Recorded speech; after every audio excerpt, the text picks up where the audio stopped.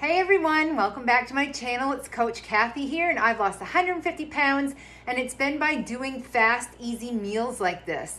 So I thought I would show you what a normal supper looks like. My husband's gonna be home in about 45 minutes, and it's time I just whip something together. I've been really busy filming today and wrapping Christmas presents and doing all the things, and that didn't include a lot of supper prep. So I thought like, ooh, geez, I gotta make something fast. So this is real life. This is me in my everyday clothes in my simple little kitchen, gonna cook for you. And today we're gonna make chicken and shrimp curry, and it's gonna be nice and fast, and you'll see that you can pick a protein, pick a side, and you can be eating in under 30 minutes, and it's gonna put you towards your weight loss goals, not further away. So if you like recipes like this and fast things, go ahead and hit subscribe and hit the like button on this video, and even hit the notification bell so you don't miss anything. So I'm just going to add some oil to my preheated pan, and I just get this at the, I think it still has a dollar sticker on it, guys. This is my avocado oil in a spray bottle. That way you get great coverage and you don't use too much oil.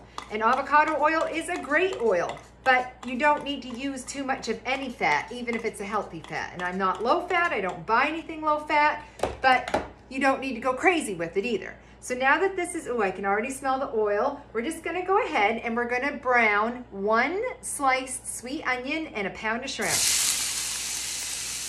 We're gonna do this first. And everything in this just cooks so fast. That's one of the things that I love about a curry. Some curries, like butter chicken, if I'm gonna make it from scratch, it actually takes like 2 hours. But this is something I would call like a fast curry. So this actually comes together really quickly. And you just wanna make sure that you just have an even layer in your pan with your shrimp and your onion, so everything gets a nice little brown to it. And we don't wanna overcook them because then you have tough shrimp. I'm gonna go ahead and I'm gonna season. It's very important whenever you're cooking anything to season along the way. So this is just gonna get some salt and some pepper. And that actually draws a little bit of moisture out of both the shrimp and the onions, and it helps them caramelize and brown better too. So we've got salt and pepper. And that's already browning up great. The shrimp are turning color. Shrimp only take about 2 minutes to cook, guys. As soon as they're not translucent, meaning see-through anymore, and once they're opaque, meaning that they're white and not see-through, they're done. And you can even pull these off a little bit before they're done, because we're gonna take them out of the pan and then we're gonna add them back later. So you can actually pull these out a little bit early, and I'd say we're already there. We're not even a minute into this and we're doing this. So I'm gonna put them back in the same bowl. Smells good already, I know that. And then we're gonna do what's called blooming our curry.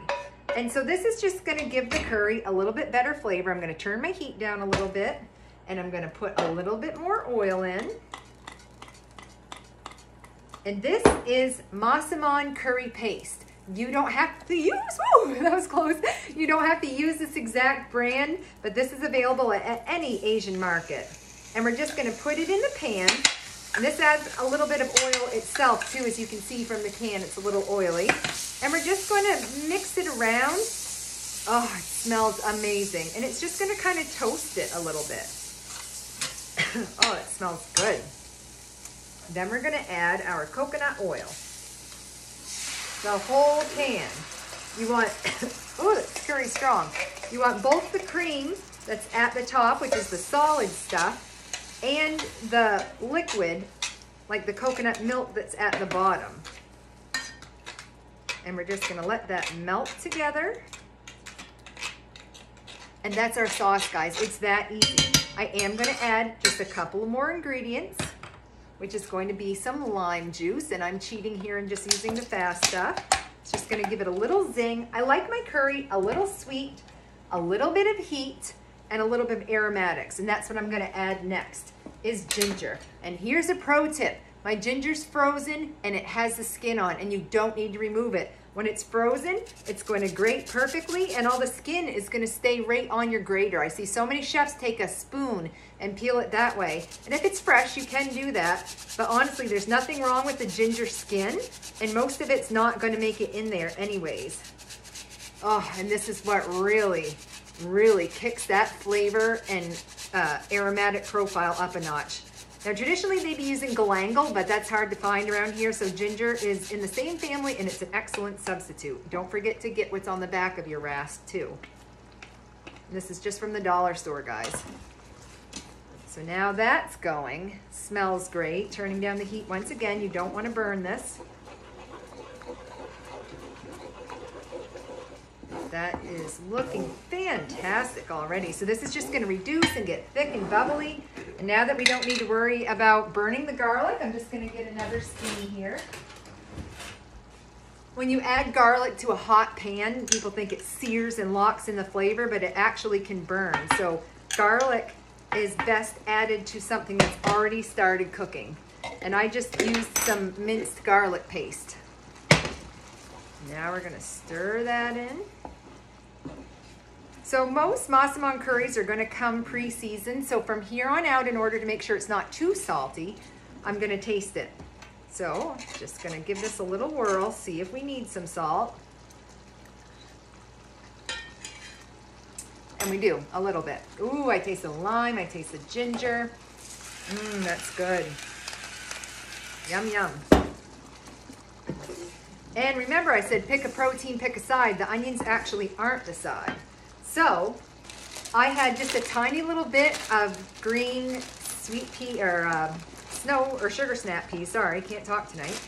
I'm going to add them in there so they don't get wasted. I'm going to get groceries tomorrow, so I'm just kind of cleaning out my fridge. I had a tiny little bit of pre-shredded carrot left, so that's going to add some sweetness, and as carrots are also an aromatic, so that's going to go in. It's going to add some color and some crunch. And then the star of the show that's actually not the protein is going to be a bag of frozen riced cauliflower. And I like using the frozen because the active freezing kind of breaks down the cell walls of the cauliflower, so it is more rice-like. And then I put it in a tea towel and I wring all the water out. Woo, I don't want to get splashed here. And then I just dump it right in.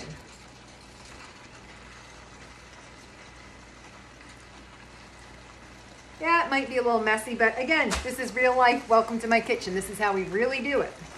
So I'm just going to stir that all in. And that was still pretty cold, so that's going to slow things down a little bit here, but that's good. That's what I want. And so you can see now we're left with like this lovely, thick, silky mixture that smells fantastic. And you know I like to work smarter, not harder. So for my chicken, I'm using the pre-cooked, pre-grilled chicken from Walmart. And I'm just gonna stick some of that in there. I don't think I'll use quite the whole bag. I did thaw the whole bag, but this can just go right in the fridge. And tomorrow I can microwave this with a little bit of Sweet Baby Ray's barbecue sauce and just have chicken as a side dish for my lunch tomorrow. Or I could chop it up and add it with some blended cottage cheese instead of mayonnaise, and make a chicken salad, maybe throw some curry, Masaman curry in there. If you're scared of curry and you don't know if you like it, Masaman's a great place to get started because it's the most mild of all of the curries. And it's actually just a paste that has a bunch of lovely things in it, like ginger and garlic and just some different spices. But it is definitely a good place to get your feet wet with curry because it's not spicy. So I'm gonna add my shrimp and onions back in.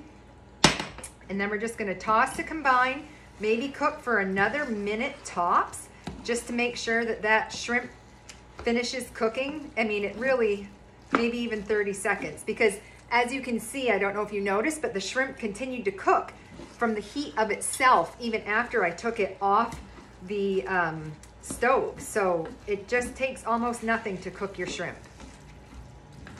I mean, shrimp can even be eaten raw. If you ever have had ceviche, which is a Mexican dish where you kind of just denature the protein of the shrimp in lime juice, that's all you need to do. And you can eat it. It's perfectly safe to eat raw if it's from a clean, reliable source in something like sushi. And that's it, guys. We are totally done. Supper is done. This hasn't even been 10 minutes. I'm just gonna turn off the heat. And I'm gonna take a taste for you, and we're just gonna double check seasoning one more time. Let's see how it is.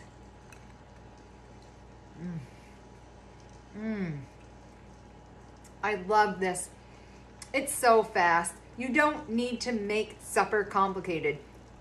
Pick a protein, pick a side, have some little things like a can of curry paste on hand so that if you have a night like tonight, like I did, that you need to make something fast, this is gonna taste like it cooked all day, but it didn't.